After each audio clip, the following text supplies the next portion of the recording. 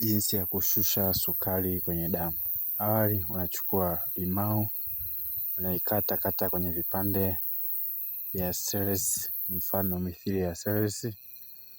Ukishamaliza kukata hivyo vipande vidogo vidogo, unaweka kwenye chombo chako vizuri, unamimina. Kisha unachukua majani ya mdalasini, kwa jina jingine wanaita cinnamon leaves au bay leaf. Unamegamega kwenye vipande maana jani hilo linakuwa limekauka. Kisha unatia maji lita moja.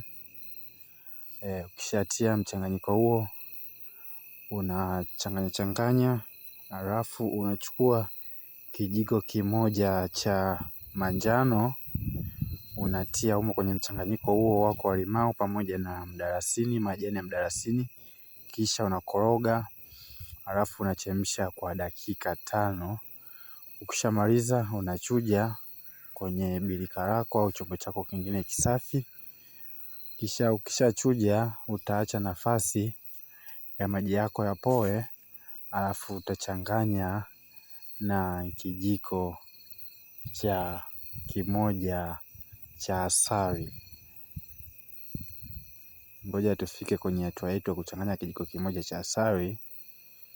Tukishachanganya kijiko kimoja cha asali, tunakoroga vizuri, kisha tunakunywa kutwa mara 3: asubuhi, mchana na jioni. Asante.